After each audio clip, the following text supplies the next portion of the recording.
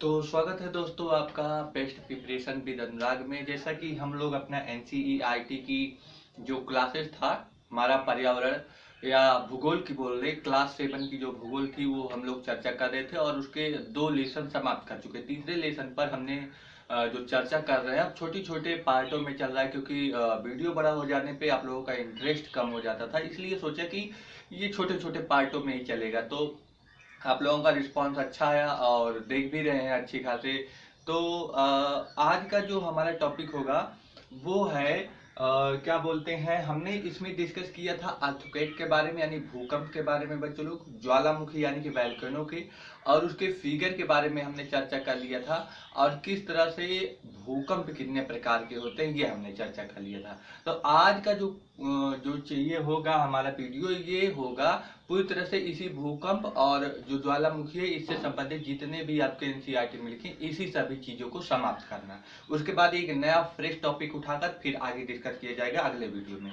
तो आज का जो भूकंप से रिलेटेड बातें थी, तो हमने उसमें बताया था कि जो भूकंप होता है प्यारे बच्चों, 3 प्रकार का होता है। आपका बोला था पी वेव, और उसके बाद एस वेव, उसके बाद एल वेव। तो यानी कि प्राइमरी, सेकेंडरी एंड लब, ये सारी तीनों बातें हमने आपको बता दिया था कि जब भूकंप के प्रकार आएगा तब आपको बताना है। ठीक, कुछ चीजों का मेजर करते हैं, जरा देखिए मेजर क्या है। कि जैसे एक एक्टिविटीज आपके आपके बुक में दिया गया है, एक एक्टिविटी दिया गया है, यानी कि कुछ क्रियाएं दी गई हैं, और वो क्रियाएं क्या है, वो क्रियाएं ये हैं प्यारे बच्चों कि आपका बोला है कि एक आप पात्र ले लीजिए, यानी कि आप एक पात्र ले लीजिए, चाहे भगोना ले लीजिए, चाहे बड़ा सा कोई बर्तन ले लीजिए। मान लीजिए हमने कोई एक बर्तन ले लिया और इस बर्तन के ऊपर हमने एक प्लेट से इसको क्या कर दिया है, ढक दिया है। इस बर्तन को हमने एक प्लेट से ढक दिया, और यहाँ पर हम क्या कर रहे हैं, यहाँ पर हम एक आग लगा दे रहे हैं, मतलब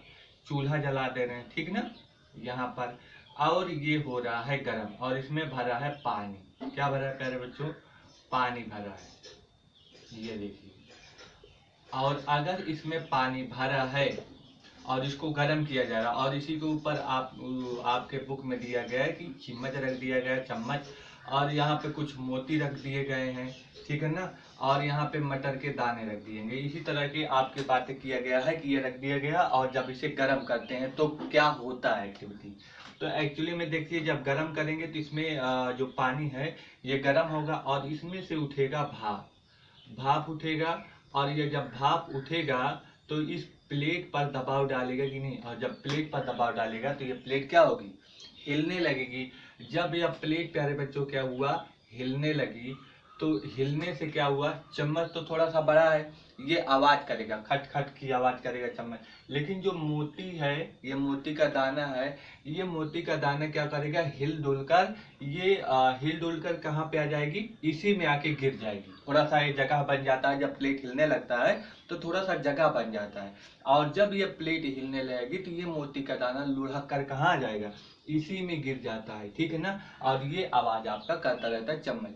तो कहने का क्या मतलब है, जब हमारा भूकंप भी आता है ना, तो जिस जगह भूकंप आता है वहां पे जो छोटे छोटे दाने होते हैं, दाने का मतलब ऐसे भूखंड जो बहुत छोटे में होते हैं, वो क्या होते हैं, पृथ्वी के अंदर धंसते चले जाते हैं, यानी कि पृथ्वी के अंदर हो जाते हैं, ठीक है ना। और जो बाहर का बड़े बड़े मैटर वो आवाज करता है। तो यही बोल रहा है कि नीचे चले जाते हैं। दाना नीचे क्यों जा रहा है, कि जहां पर भूकंप आता है वहां भी नीचे जाते हैं, क्योंकि वो हिल रहा है उस जगह पर, और कंपन करने से जो गतिशील वाले पदार्थ है, जैसे दाना हुआ मटर का, तो ये नीचे लुढ़क कर चला जाएगा। तो यही बोल रहा है कि इसी तरह से प्यारे बच्चों भूकंप भी हमारा आता है।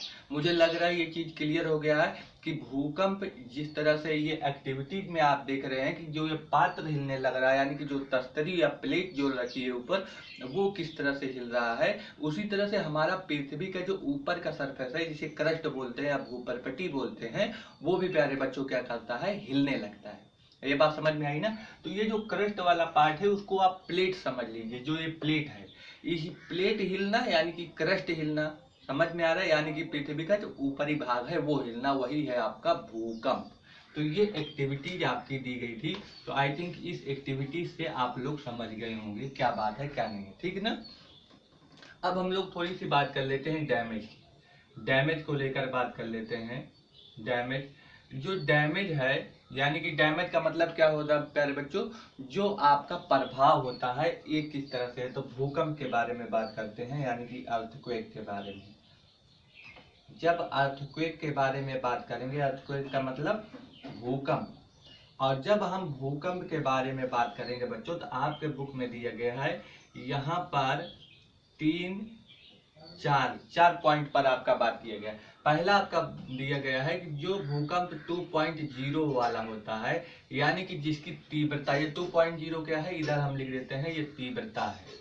तीव्रता, तीव्रता का मतलब प्यारे बच्चों की कितना तेज आया है, इंटेंसिटी जिसे बोलते हैं, इंग्लिश में क्या बोलते हैं, इंटेंसिटी। जब इसकी तीव्रता 2.0 होगी तो यहाँ पे समझ लेना जो आपका डैमेज होगा, यानी कि जो हानि होगी, जो इसका प्रभाव दिखेगा, वो ना के बराबर होगा, ना के बराबर। यानी कि यहाँ पे प्रभाव बिल्कुल नगण्य होगा, तो प्रभाव नहीं होगा, यहाँ पे नो इफेक्ट लिख सकते हैं, नो इफेक्ट, यानी कि कोई प्रभाव यहाँ पर नहीं होगा।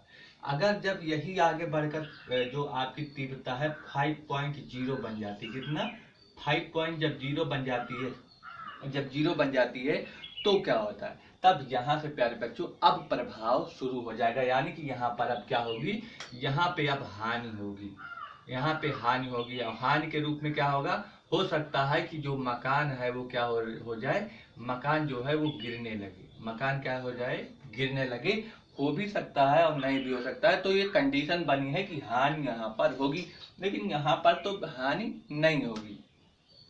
अब एक बात है, अगर वो 6.0 का आ गया भूकंप, यानी कि जो तीव्रता है कितना है, 6.0 का तीव्रता वाला भूकंप है, तो फिर क्या होगा बच्चों, यहाँ पर अब जो हानि होगी, अधिक हानि होगी, यानी कि हानि अब अधिक होगी, अधिक हानि होगी। और अगर अधिक हानि है यानी कि मोर लॉसेज होगी, और अगर मोर लॉसेज या मोर डैमेज होगी, अगर ये होगी तो मकान भी गिरेंगे और सभी चीजें क्षतिग्रस्त होगी। तो यहाँ पर इसकी तुलना में ज्यादा अब क्या होगा, नुकसान होगा, ठीक। और एक है आपका 7.0 वाला तीव्रता का भूकंप। जब यह भूकंप आता है तो यह अत्यधिक हानि, यानी कि बहुत भयंकर हानि वाला भूकंप होता है। तो इसमें लिख लीजिए कि यह अत्यधिक हानि वाला भूकंप होता है, यानी कि इस समय अत्यधिक हानि होगी, अत्यधिक हानि होगी। तो एक बात ये समझ में आया कि सबसे अधिक हानि यहाँ पर मकाने ऐसे धड़ा के गिरेगी कि आप पूछिए मत नहीं, एकदम। ये आपके स्केल के रूप में 4 पॉइंट आपके एनसीईआरटी में बताया गया है, ठीक। तो आप शायद समझ गए कि हानि जो हमारा अभी आप लोग अगर न्यूज में देख रहे होंगे या समाचार पत्रों में, तो दिल्ली में भूकंप के झटके खूब आ रहे हैं, आए दिन दूसरे तीसरे दिन दिल्ली में भूकंप के झटके देखे जा रहे हैं। तो क्या जो भूकंप का झटका है, आप अगर न्यूज सुनते हो या पेपर पढ़ते होंगे तो देखना वहां पे जो भूकंप का है आपका लगभग 4.5 या 4.0 या 3.5 इसी रेंज का भूकंप दिल्ली में आ रहा है। तो बताइए, इस रेंज का भूकंप अगर दिल्ली में आ रहा है तो क्या वो मकान वहां गिरेगा, नहीं, मकान तो 5.0 से शुरू होगा। इसीलिए दिल्ली में अभी कोई हानि नहीं हो रहा, छोटे छोटे भूकंप के झटके, इस तीव्रता के भूकंप के झटके आ रहे हैं, तो जिससे कोई डैमेज नहीं हो रहा है दिल्ली में। हालांकि अगर 5.0 या उससे ऊपर का भूकंप दिल्ली में आ गया तो फिर बहुत अत्यधिक मात्रा में फिर हानि शुरू हो जाएगी। तो इसलिए अगर आपके दिमाग में अगर कोई न्यूज पढ़ रहा हो या समझ रहा होगा तो इससे समझ में आ गया कि दिल्ली में आखिर क्यों नहीं डैमेज हो रहा है या हानि क्यों नहीं हो रही, क्योंकि भूकंप के झटके बड़ी छोटी तीव्रता वाले हैं, ठीक। देख रहे हैं आप लोग ना, तो स्केल से ये चीज शायद समझ गए हैं। तो ये बातें हमने आपको बताया। अब थोड़ी सी और बात समझ लीजिए, आपके जो कुछ छुट्टी रह गई थी उन सभी चीजों को आज हम पूरा कर देते हैं, ताकि अगले टॉपिक पे एक फ्रेश टॉपिक लिया जाएगा। तो अब देखिए, भूकंप की और थोड़ी सी ये बात किया गया है कि जो भूकंप होता है प्यारे बच्चों, यानी कि जो आपका क्या होता है, अर्थक्वेक। क्या, जो आपका अर्थक्वेक होता है, जो आपका अर्थक्वेक होता है, ये भूकंप जो है मेजर किससे किया जाता है, जो भूकंप होता है वो मेजर यानी कि मापा किससे जाता है, मापना किससे मापा जाता है। तो एक बात समझ लेना, आपका भूकंप लेखी होता है, क्या होता है, भूकंप लेखी। भूकंप लेखी होता है, इसी भूकंप लेखी द्वारा भूकंप को नापा जाता है। ठीक है ना, तो भूकंप लेखी द्वारा भूकंप को मापा जाता है। लेकिन अगर आपकी तीव्रता की बात आ गई कि भूकंप की तीव्रता को किस में नापा जाता है, तीव्रता, तीव्रता को हमने अभी बोला बच्चों की इंटेंसिटी होता है। क्या होता है? इंटेंसिटी। जब भूकंप की तीव्रता की आएगी तो इसके तीव्रता का मेजर किससे होता है? इसके तीव्रता का मेजर होता है प्यारे बच्चों रिक्टर स्केल से। किससे होता है? Richter scale. यह जो रिक्टर स्केल है, इसी रिक्टर स्केल से भूकंप की तीव्रता मापी जाती है। क्या मापी जाती है? तीव्रता। तो अगर आपसे पूछा जाएगा कि भूकंप की तीव्रता किससे मापी जाती, तुरंत आप बोलेंगे कि रिक्टर स्केल। जो अभी हमने आपको बताया कि 2.0, फिर आपको बोला 5.0, फिर आपका बोला 6.0, फिर बोला 7.0, ये सभी चीजें हैं, ये क्या है? आपकी तीव्रता को बता रही है कि कितना तेज आपका भूकंप आया था, ये इंटेंसिटी को बता रही है। तो जो ये इंटेंसिटी ये आपका कैलकुलेशन करता है मैथमेटिक्स के रूप में, ये कौन करता है? रिक्टर स्केल करता है। ठीक है ना, तो इंटेंसिटी को मेजर करता है रिक्टर स्केल, जबकि भूकंप आता है यह मेजर करता है भूकंप लेखी। ठीक है ना, सिस्मोग्राफ। ठीक है ना, तो सिस्मोग्राफ से भूकंप का जो आता है भूकंप का मेजर होता है। और अगर इंटेंसिटी की बात होगी, तीव्रता की बात होगी, तो बच्चों क्या होता है? Richter scale. तो आप भूकंप से संबंधित ये भी बात क्लियर हो गई, आपके जो बुक में एनसीईआरटी में दिया था ये बातें आपके बुक में बताई गई थी। ठीक है ना, अब एक थोड़ी सी आप बात कर लेते हैं कि जो इफेक्ट होगा उस इफेक्ट के बारे में बात कर लेते हैं कि जो भूकंप होता है उसको हम पता कैसे लगाएं। भूकंप का पता कैसे लगाएं? आपके बुक में दिया गया है कि उसका पता कैसे लगाया जाएगा भूकंप का। तो बताइए, भूकंप का पता लगाना अभी तक प्यारे बच्चों संभव नहीं हुआ है। तो यानी कि इसको हम बोल सकते हैं कि can not predicted, can not predicted. ठीक ना, यानी कि इसका हम भविष्यवाणी नहीं कर सकते हैं। क्या नहीं कर सकते हैं? भविष्यवाणी, भविष्यवाणी क्या नहीं कर सकते हैं? भविष्यवाणी नहीं कर सकते हैं, यानी कि जो मौसम विभाग होता है वो बता देता है पहले कि 4 दिन पहले बारिश होने वाली है या तूफान या चक्रवात आने वाला है। लेकिन जो भूकंप होता है उसके बारे में कोई भी अंदाजा नहीं लगाया जाता कि भूकंप आएगा। ठीक है ना, आ जाएगा। तो कुछ ऐसी हैबिट्स होती हैं जानवरों की, उनके हैबिट्स के जरिए आप लोग ये मेजर कर सकते हैं कि ये कुछ बड़ा संकेत होने वाला है, जैसे भूकंप टाइप का। तो हैबिट्स की अगर हम बात करें, कौन किस किस जानवर की हैबिट्स की कौन सी हैबिट होती है या जो आदतें होती हैं, उन आदतों की बात करते हैं जानवरों की। तो पहली आदत क्या है प्यारे बच्चों? जो जानवर होते हैं जैसे भैंस हो गया, गाय हो गया, या इन सभी तमाम जो जानवर होते हैं, इन जानवरों के व्यवहार जो होते हैं वो बदल जाते हैं। यानी कि जिस तरह से इनका पहले व्यवहार रहता है, ये अपने व्यवहार में बदलाव ले आते हैं। उसी वक्त जब भूकंप आता है ना, तो इनका व्यवहार ही बदल जाता है। ठीक है ना, एकदम भागने लगेंगे, दौड़ने लगेंगे या मुंह से बोलने लगेंगे। यानी कि उनकी जो नेचुरल अवस्था थी, वो नेचुरल अवस्था क्या हो जाएगी?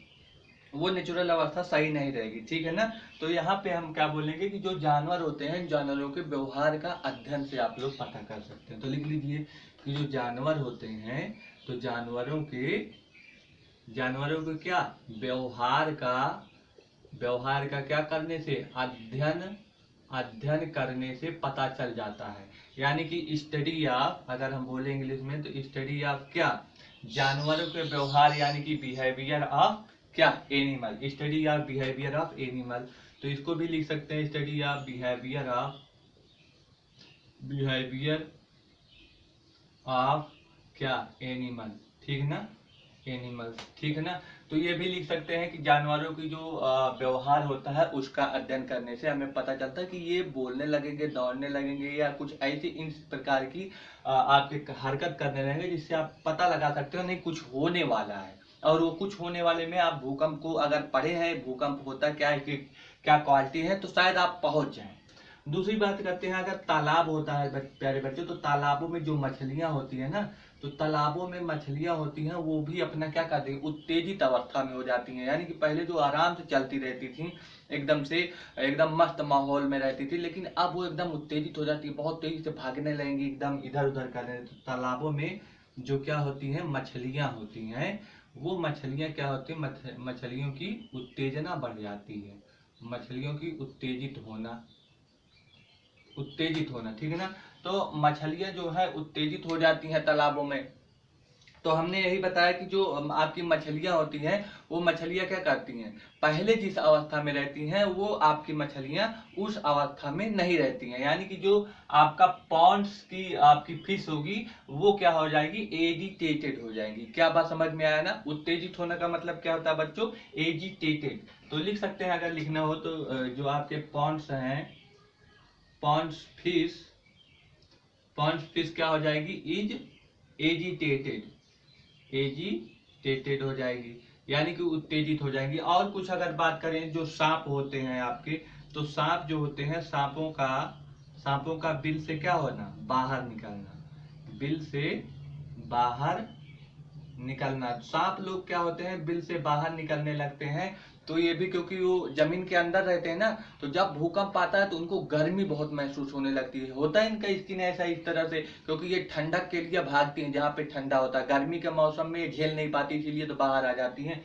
तो जब सांप लोग बिलों से अत्यधिक बाहर निकलने लगे, बाहर दिखने लगे, तो भी समझना चाहिए कि ये कुछ होने वाला है। यानी कि जो स्नेक्स होते हैं आपके, स्नेक जो होते हैं, वो स्नेक केम्स कहाँ आ जाते हैं, comes to earth surface, comes to earth surface, यानी कि अर्थ के सरफेस पे बाहर आ जाती। तो ये सभी आपके क्या है, कुछ आदतें हैं जिनके द्वारा हम क्या कर सकते हैं, प्रिडिक्शन कर सकते हैं कि आपका भूकंप आने वाला है। क्या ये बात समझ में आया। तो हमने भी चर्चा कर लिया कि भूकंप के लेकर ये जो बातें थी, किस तरह से बातें थी, ठीक है ना। अब अगर थोड़ी सी और बात करें हम, थोड़ी सी और बात में ये है कि गुजरात का एक जगह है भुज, क्या है, भुज है, भुज है। यही जो भुज है, यहाँ पर आपका 26 जनवरी 2001 को क्या आया था, बहुत बड़ा भूकंप आया था। तो 26 जनवरी 2001 की घटना है, यहाँ पर भूकंप बड़ा तेज आया था भूकंप। तो यहाँ पर जो भूकंप आया था, हमने अगर तीव्रता में आपको बताया था कि जब 6.0 हो जाता है तो अधिक अधिक आपका वो प्रभाव करेगा, अधिक हानि करेगा, यानी मकाने वकाने अब तो बहुत तेजी से गिरने लगेंगे, ये हमने आपको बताया था। तो यहाँ पर जो भूकंप आया था प्यारे बच्चों, वो कितना इंटेंसिटी थी, 6.9 इंटेंसिटी, यानी कि लगभग 7% वाला भूकंप था, यानी इंटेंसिटी उसकी 7 के करीब थी। तो यहाँ पे एकदम भीषण आपका, यानी कि बोल सकते हो क्या हुआ था, अत्यधिक हानि हुई थी। यहाँ पर क्या हुई थी, अत्यधिक हानि हुई थी। और इस अत्यधिक हानि में आप बता सकते हैं कि मकाने वकाने तो यहाँ पे इतनी अधिक मात्रा में गिरी थी कि पूछिए मत। यहाँ पे आपका स्कूल की बात बताई गई है कि स्कूल में जो विद्यार्थी थे और जो छात्र थे, तो जो छात्र थे वो तो आपका सरकारी आंकड़ों के हिसाब से प्यारे बच्चों कम दिखाया गया है। यदि वैसे उसको प्रिडिक्ट करें तो बहुत ज्यादा अमाउंट में होता था वो। तो यहाँ पे अगर बात करें छात्रों की, तो 971 छात्र दिखाए गए कि मर गए थे, यानी कि स्कूल में ही वो मर गए थे, ठीक है ना, घर पर नहीं पहुंच गए थे पढ़ने, वहीं पर ही मर गए थे।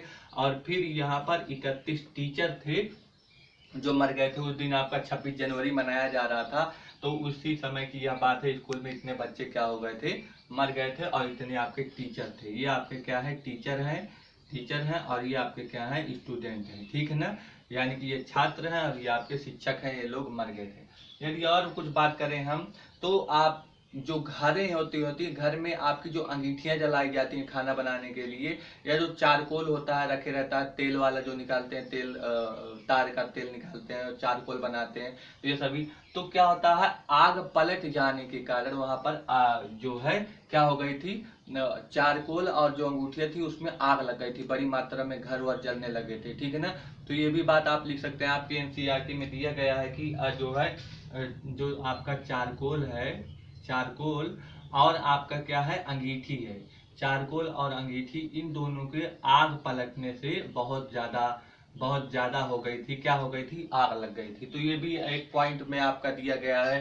तो इस बात की बातें हो गई। अब वहां पे जो आपका अगला पॉइंट है कि जो लगभग जब ये भूकंप आया था प्यारे बच्चों, तो 3 दिन तक वहां पर इतना माहौल खराब हो गया था कि वहां पर चीजें नहीं पहुंचाई जा पा रही थी। मतलब 3 दिन तक लोग परेशान थे। तो एक पॉइंट में आपका दिया था 3 दिन तक लोगों के पास ना तो दवाइयाँ पहुंच रही थी, दवाइयाँ ना तो उनको बिस्तर पहुंच रहा था, बिस्तर बोल सकते हैं आप, दरी बोल सकते हैं, ना तो उनके पास भोजन की व्यवस्था हो पा रही थी। यानी कि यह बहुत बड़ी समस्या के रूप हो गई थी वहां पर भुज में, जो गुजरात में पड़ता है। दवाइयाँ जो है, बिस्तर जो है, या फिर भोजन, इस तरह की जो आपका सहायता पहुंचाया जा रहा था राहत के रूप में, वो भी आपका बड़े लेवल पर बहुत दिक्कतों का सामना करना पड़ रहा था। इसीलिए जो हमारे भारत के राष्ट्रपति जी हैं, राष्ट्रपति ने क्या कर दिया था, आपातकाल लगा दिया था बच्चों। क्या कर दिया था,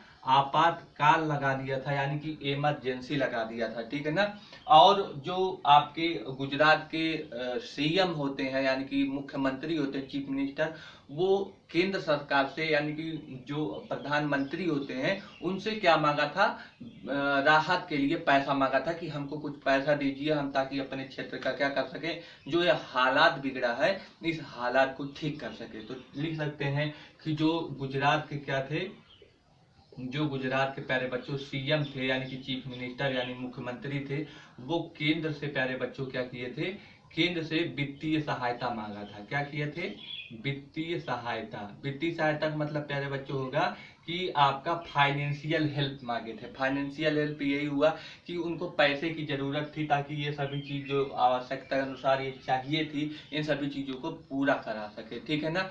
तो ये बड़ी मात्रा में ये सब चीजें हुई थी, बहुत दिक्कतों का सामना करना पड़ा था। अब भूकंप वहां आया था तो घर तो गिरे ही गिरे थे, उसके साथ जो संचार लाइन थी, लिख सकते हैं आप लोग कि जो संचार लाइनें थी, संचार लाइनें, या फिर आपका जो जल वाली पाइप लाइनें हैं, जल पाइप लाइनें, या फिर आपका टेलीफोन की लाइनें जो थी, टेलीफोन लाइन, ये सभी चीजें बच्चे लोग क्या हो गई थी, सब के सब डैमेज हो गए थे, सब खराब हो गया था। ना तो पानी कहीं पे जा पा रहा था, ना तो कहीं से बात हो पा रही थी, ना तो संचार के जितने सभी साधन थे वो भी एकदम टूट गए थे, अस्त व्यस्त हो गए थे। तो सारी चीजें एकदम डैमेज हो गई थी प्यारे बच्चों। तो यह हालात थी हमारे गुजरात के भुज में, जो 6.9 लेवल का इंटेंसिटी का भूकंप आया था, ठीक है ना। तो यही आज का जो हमारा मुद्दा था, टॉपिक था कि आज अर्थक्वेक को पूरी तरह से समाप्त कर दिया जाएगा। तो इतने पॉइंट में आपका अर्थक्वेक का डिस्कशन था और पूरी तरह से अर्थक्वेक आपका समाप्त हो चुका है, ठीक है ना। जो हमारा अगला वीडियो होगा अब वो एकदम फ्रेश वीडियो होगा, यानी कि अब नए टॉपिक के साथ, उसमें जो अगला टॉपिक है उसी के साथ फिर हम शुरुआत करेंगे। तो आप लोग बच्चों पढ़ते रहिए, और जो हम बता रहे हैं अगर इसको आप पॉइंट में लिख लेंगे, क्योंकि एक भी पॉइंट ऐसा नहीं है जो हम एनसीईआरटी से अलग हटकर बता रहे हैं। हमें बताने की अगर बात हो तो हम इससे भी अधिक बता सकते हैं, बहुत अच्छी अच्छी चीजें बता सकते हैं, लेकिन हम सिर्फ एनसीईआरटी की जो सिलेबस है, जो चीज वो कहा है, हम उसी को बताएंगे, ना कि कुछ एडवांस में बताएंगे। एडवांस में बिल्कुल नहीं बताएंगे। क्यों, एडवांस में बताने से आप लोग कुछ ज्यादा अगर पढ़ेंगे तो आपका दिमाग डिस्ट्रैक्ट हो जाएगा, क्योंकि आपका एक लेवल होता है, उसी लेवल में आप पढ़ें, ठीक है ना। तो एनसीईआरटी का जितना लेवल था वो एक एक पॉइंट को हमने चर्चा किया है, और आप लोग यदि इस तरह से पॉइंट बना लेंगे ना अपनी कॉपी में, तो आप यकीन मानिए कि आपको बुक पढ़ने की कोई जरूरत नहीं, क्योंकि हम सारे एकदम एक एक चीज बताते हैं, यानी कि फिगर भी हम बता देते हैं कि होता क्या है, किस तरह से ये फिगर क्या कहना चाहता है, ठीक है ना। आप लोगों से एक गुजारिश है कि वीडियो को शेयर जरूर करें, और इसे अधिक से अधिक लोग सब्सक्राइब करवाएं, क्योंकि व्यू जो है बढ़ नहीं रहे हैं। तो आप लोगों से एक ही मेरी गुजारिश होगी, जो वीडियो देख रहा होगा प्लीज एंड प्लीज शेयर करवाएं आप लोग, ठीक है ना। तो ठीक है, मिलते हैं अगले वीडियो के साथ, तब तक के लिए आप लोग पढ़ते रहिए, एंजॉय करते रहिए, बाय बाय।